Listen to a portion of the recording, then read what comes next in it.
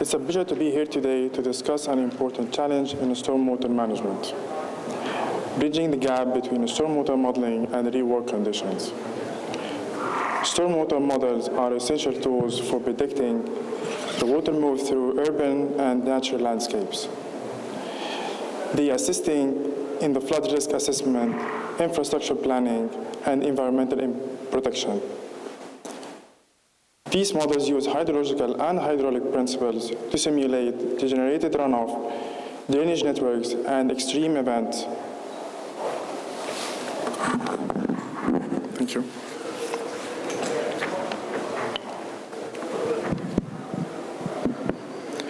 However, despite their sophistication, models often struggle to fully capture the complexity and unpredictability of real-world conditions. Variability in rainfall patterns, changing land use, climate change, and data limitation can create discrepancies between modeled predictions and actual stormwater behaviors. The question then becomes how we can improve the accuracy of our models to ensure they better reflect our real-world scenarios. And how can we integrate real-time data, advanced sensor technology, and adaptive modeling techniques to make stormwater prediction more reliable and actionable. Please welcome our panelists.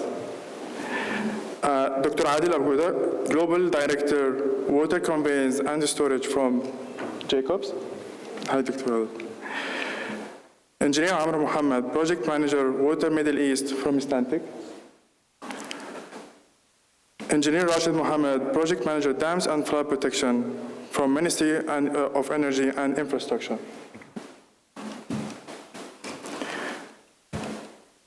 Engineer Amr, I would like to start with you this session today. In light of today's subject, can you elaborate your opinion on what are the common discrepancies between stormwater hydraulic models and observed conditions? Thank you, guys. It's my pleasure to be here with you all. There is a lot of factors even regarding the discrepancies even between just hydraulic models and even for real time. One of the main items is data availability and the quality of the data even collected.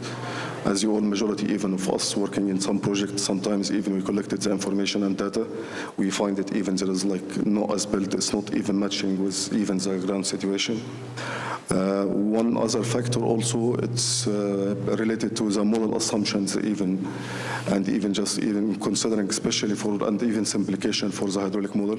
One of the parameters sometimes even just all modelers is one like specific item regarding soil infiltration. Sometimes, even we just propose but some assumption which is majority sometimes is not matching even real-time condition. One of major element also is model validation and calibration of the models. We need to make sure even modelers are models that fit to purpose. For sometimes we cannot just keep model type 1, for example, like skeleton model, just type 1 model for concept to master planning to be used even for assessment for existing water systems. Other factor also just its operation and maintenance factor. Sometimes even there's blockage in the system or even sedimentation. If there is no coordination between even just model or even just operation and maintenance, maybe model predicted like system it's working even, and there is no issue with the system. One last item is human interaction also. Sometimes even during construction, even changing in land use, sometimes even just at site team, just even doing some modification, even the network without record, even without information, for site team, which has led also to discrepancies.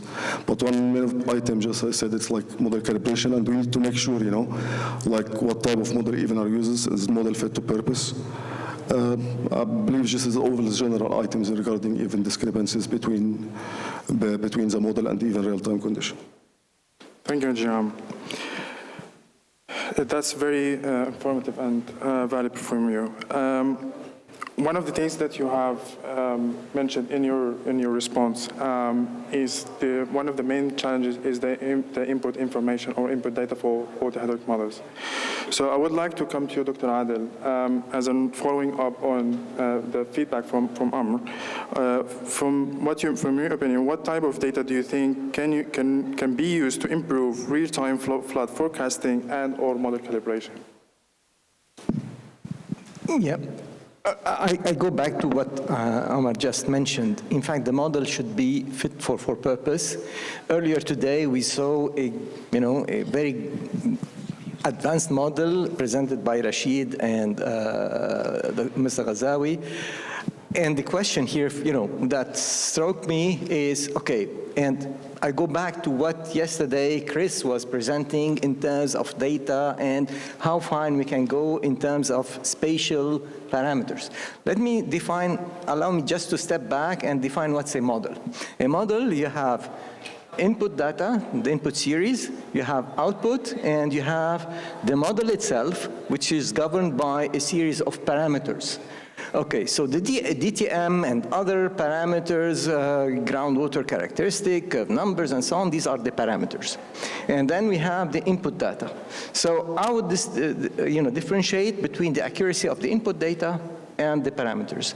Input data, again, what we saw today, rainfall, which is, we consider it's given, and we have a rainfall, we apply T-SIN polygon, and so on.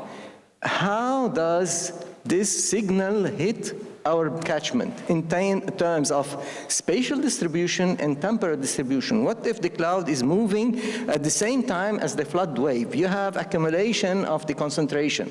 Okay, so these are topics. I think now it's time to address them, especially when we are looking into real-time forecasting and real-time modeling. I go back to the parameters. Okay. Every time, I started my career in the late 80s. Okay, and we were, as a developer of physically based distributed models, and we were super proud of, modeling a catchment as 1 kilometer, each cell was 1 square kilometer. Now, actually, with the DM of, 30 centimeters, the guy's complaining that, I don't have enough resolution and my machine is slow.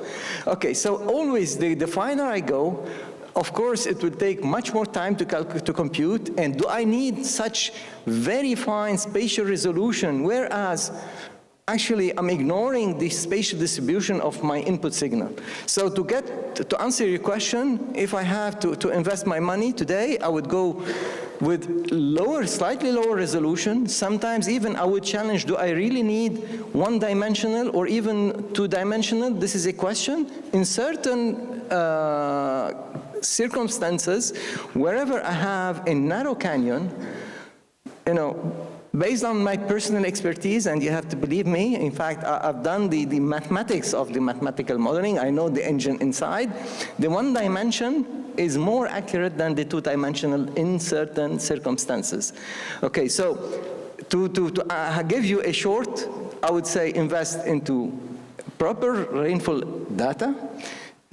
And again, to what you have done, Rashid, I would say we have to understand how this rainfall event is distributed, where is the spatial distribution of rain intensity, how does it move? We have to go to all these historical events.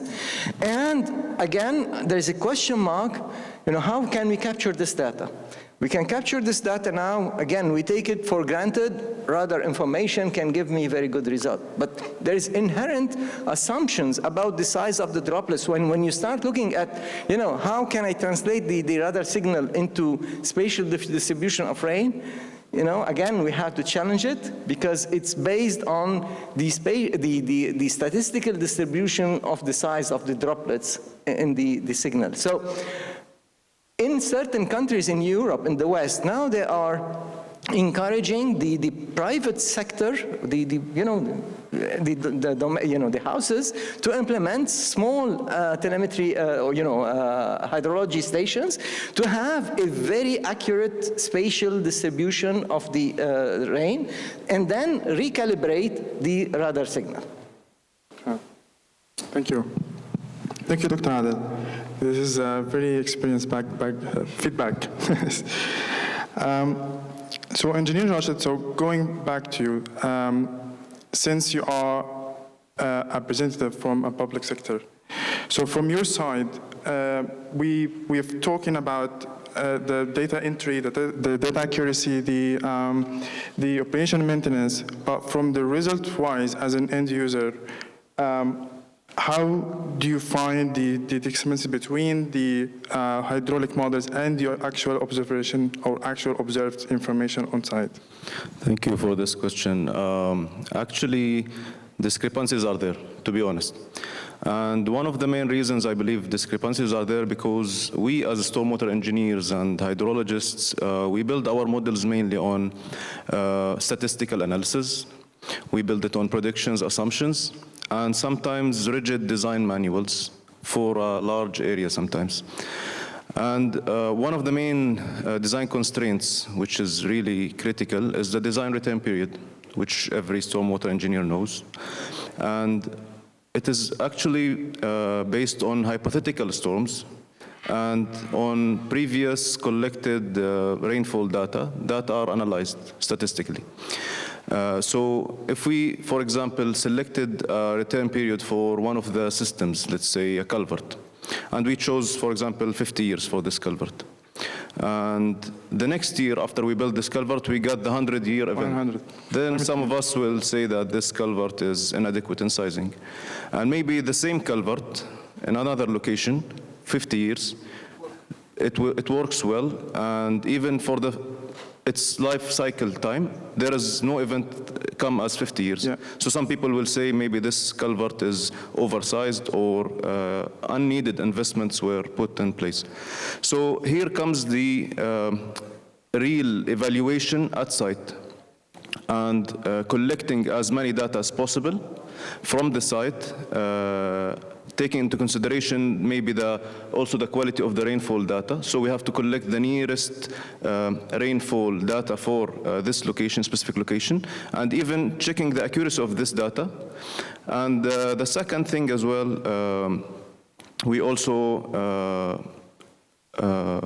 have to evaluate as well the conditions on site. And then after that, we get the feedback from the maintenance and the assets department. So at MOE, for example, we were designing our culverts for 25 years. But we found that most of our culverts are flooded, and some of them are being also washed away by events. So we updated the design criteria to match with these events, especially in the last few years, we see some extreme events. So now we are designing our culverts on the 100-year event, and we see that is a good investment, and it's matching with the worst-case scenario. Thank you. Thank you. Thank you for sharing. So, speaking on the discrepancy between now, we talk about the discrepancy between the input information, and we spoke about the results as well. So that will lead us to the question: to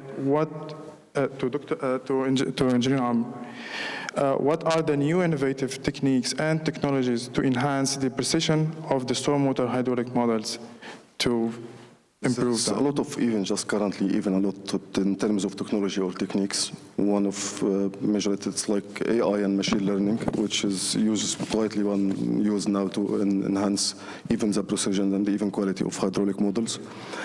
The remote sensing, also just remote sensing and the drones, which currently even used to give a high resolution spatial reference, especially for topographical survey and the ground information.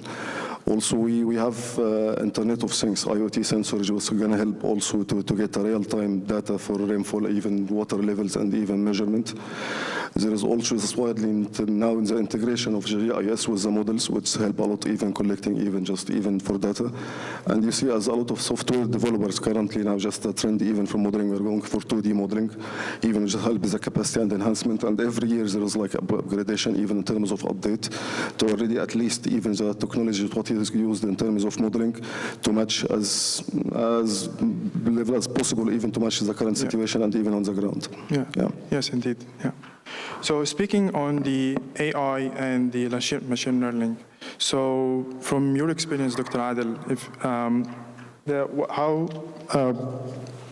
What is your opinion on the role of machine learning versus detailed physically based model that you have mentioned earlier?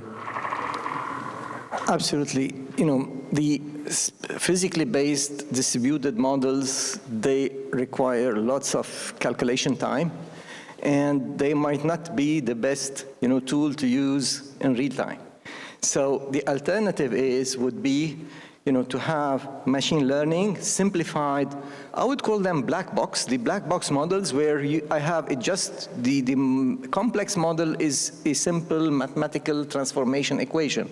I have the signal in, signal out, and this is a black box. I don't know what's going inside this black box from a physical point of view. However, you know, the machine learning is able to be calibrated offline over multiple events, and so whenever I have to do real-time simulation, I can use, you know, this black box model that almost instantaneously they can give me a good result, because these models have been trained and calibrated in order to provide, you know, quick solution. This is how I would see the real-time. Okay, and this does not exclude that exactly the example that you just showed today, that the physically based models, they still have the rule, of course, where I have to do a planning study. What happens if I implement a dam? What happens if I modify the function of my catchment? This is where the physically based will continue to be valuable. Yeah. Thank you, Dr. Khader. So, back into you again, Engineer Rashid. So from what we heard from Dr. Adel and Amr, what kind of limitation that you faced on the current hydraulic models, and what do you think the new advancement that address these challenges in the hydraulic models from your perspective? So first, regarding the limitations, most of the hydrologic models are based on the SCS curve number method. And such as, you know, TR55, HydroCAD, SWMM, and maybe HEC-HMS. And actually, these models oversimplifies the hydrological process. In fact, the hydrological process is much more complicated than what we, or the SCS curve method results give us. And these results are really not accurate in terms of runoff volume generated and peak flows. The other thing that the curve number method assumes, it assumes that the surfaces are relatively uniform. Sure. And does not take into account the change of the terrain and the slopes. Sure. Which also give us inaccurate results, capturing all the small topographic features. Even if we go to like basic models such as the HECRAS, it's a 2D modeling. But if we feed it with the 30-meter resolution data coming from the SRTM, which is not accurate, it will not capture the small topographic changes and variations, which will give also, again, inaccurate results. But in terms of advancements, the past few years, we saw that models are getting better, especially for paid software, such as maybe 2Flow, InfoWorks, ICM. It gives us better real-world scenarios, okay, and it captures the behavior of stormwater over the ground, over complex terrains better, and this is a big advancement, actually. And in addition to that, these models also behaves well when coming to mixed landscapes and mixed land uses, because in our studied basins, for example, we move from mountainous region to with high slopes, and then we move to flat areas, coastal residential areas. So these models are giving us better results in terms of volumes, peak flows, velocities, and shear stress. Thank you. Thank you. This is, and I want to touch base again back to real-time data, but mix it with how that will impact the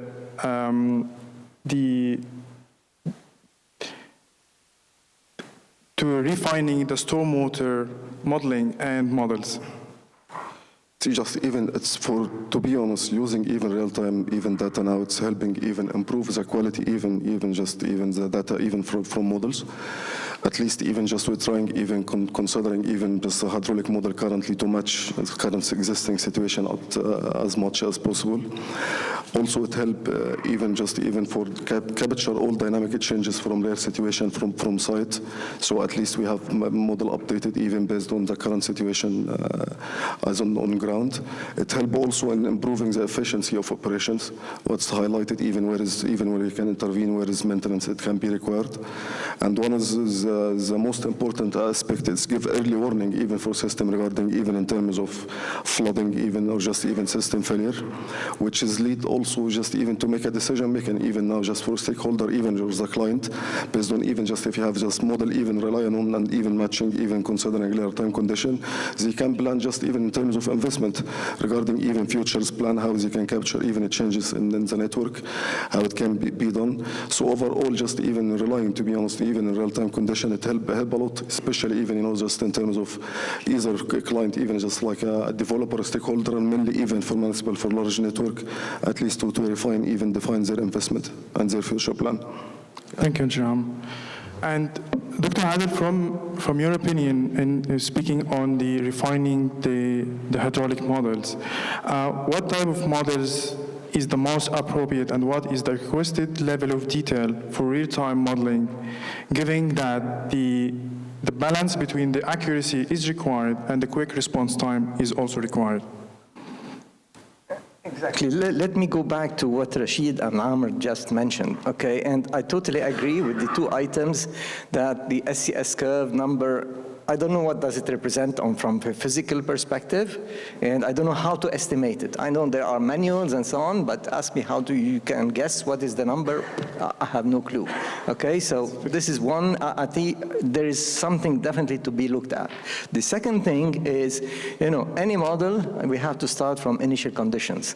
So in fact, here we have, again, when we are relying on the SCS, whether the system is dry or wet, or I have there's no difference. Okay, so there is one major component here is to take into consideration the initial condition. Okay, and this is the strength of the model. I wouldn't tell you, okay, I was the developer of the one, active developer of what became the Mike Shee now. In the Mike Shee, we had the full Richard equation, how the water will infiltrate in the unsaturated zone, then it will reach the saturated zone and so on. And, when we run this model, it takes days and forever to run. This cannot be used as a, real-time forecasting system.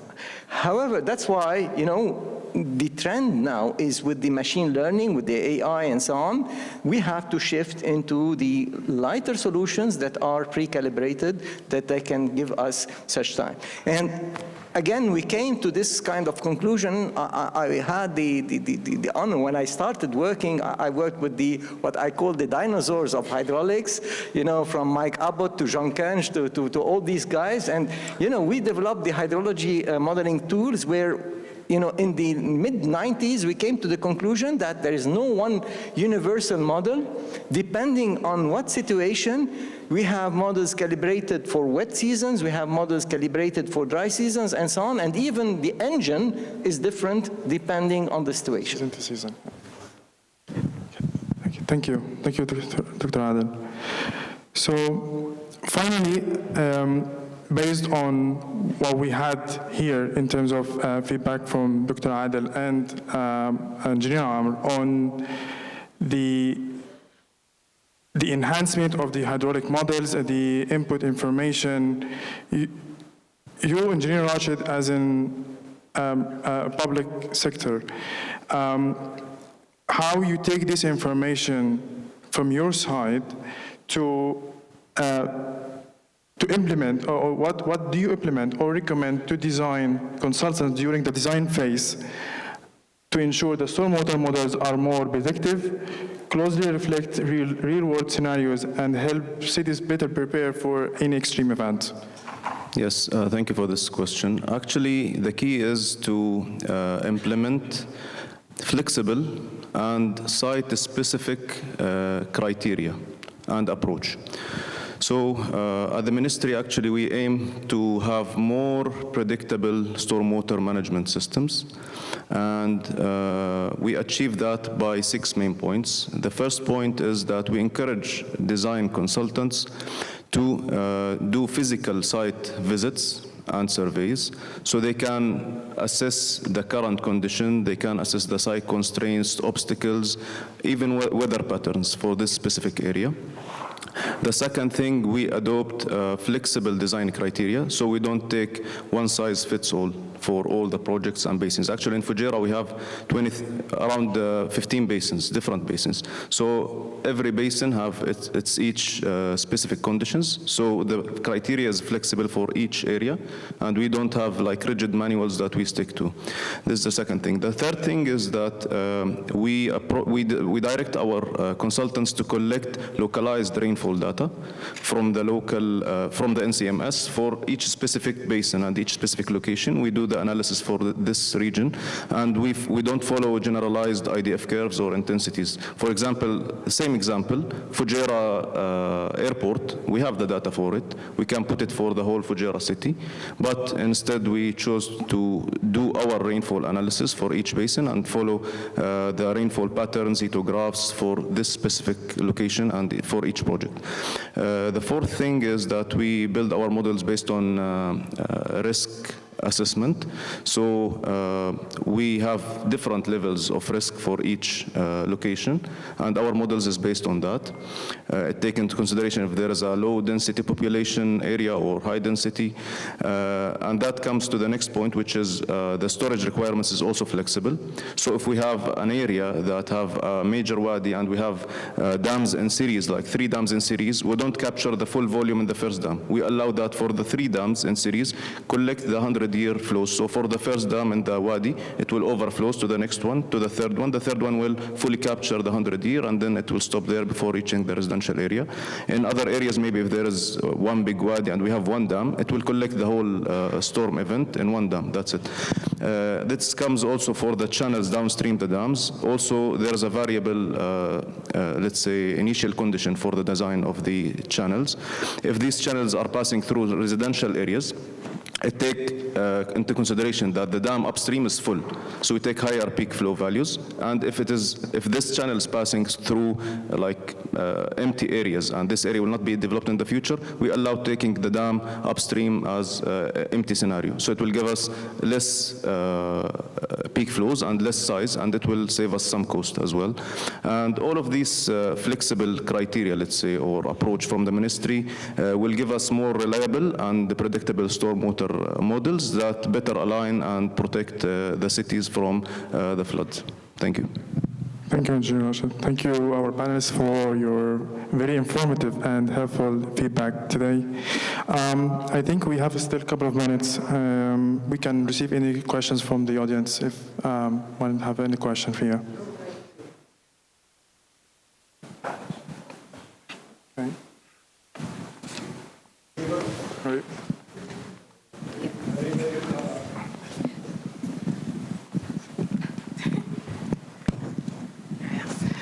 So thank you, panel, for a really, really great discussion. So this is a question for Rashid and probably the wider public sector. So obviously, you've mentioned about the use of STS and the data input in the modeling. Now, and you directed, as you mentioned, consultants to get rainfall data as well from NCM. Now, typically, NCM only give daily values. However, I believe rainfall is actually captured here, I think, down to 15 minutes, 5 minutes, 1 minute. Is there any intention going forward for the actual sub-daily values to be made available to consultants?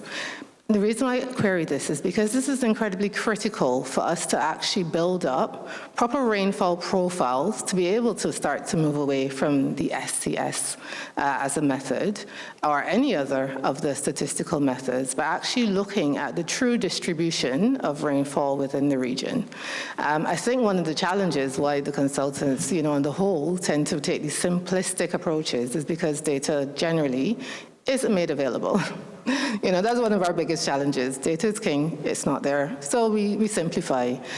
So yeah, really, is there any, and also the other question as well, with the topographic surfaces. So in some other countries, for example, you have, say, LiDAR flown for the entire country that can then be purchased by the consultants, that gets reflown on a periodic interval to capture new developments, new, changes within your catchments.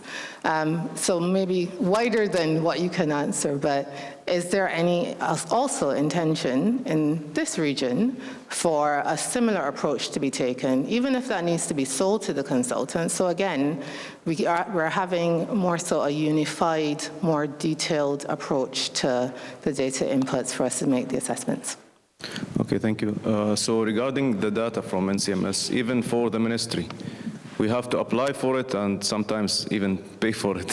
So it's not fully available, and this project is actually managed by the NCMS.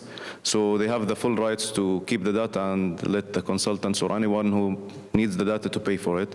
So till this moment, actually, we don't have any partnership with NCM to take all the data and then distribute to the clients or design consultants. But I hope that NCM will be more cooperative in this matter. So, and we can build maybe, as Qatar did previously, the rainfall platform, which can give real-time data and can also have predictions for the future of the rainfall and intensities, IDF curves as well. The second question, sorry, can you repeat the second question? Yeah, it was related to the topographic surface. So perhaps having, LiDAR flown for the entire country, which could then be sold or made available to consultants, designers, whoever, to undertake the assessments. So regarding these data as well, we have developed our DEM and DTM accurate models for most of the regions. And if there is a specific project comes in that region later on by a design consultant that applies for NOC or something like that, we help in providing some of the data, which is very accurate data, and it's already paid for. So we don't do double the pay for the consultants. So we try to collaborate in this matter with the design consultants in these specific regions or areas that relates to MOE. I'm talking about only the assets of MOE. Yeah. Okay, anyone else? Can I ask? Yeah. Engineer Rashid, just to highlight, I'm from the ministry also, but just to highlight, how do you calibrate your out finding? Let's say you mentioned 600 cubic meter per second in Wadi X. Do you have any mean of calibration? How do you recalibrate?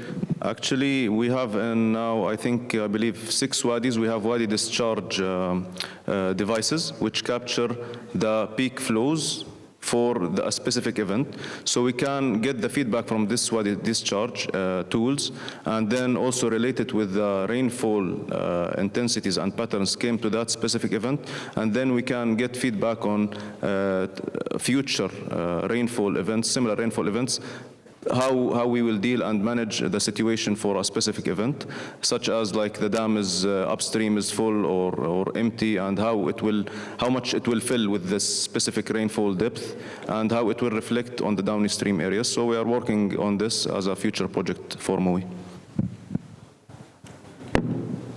Thank you. We're out of time now.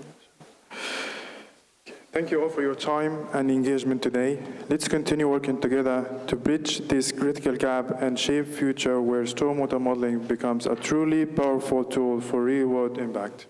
Thank you. Thank you.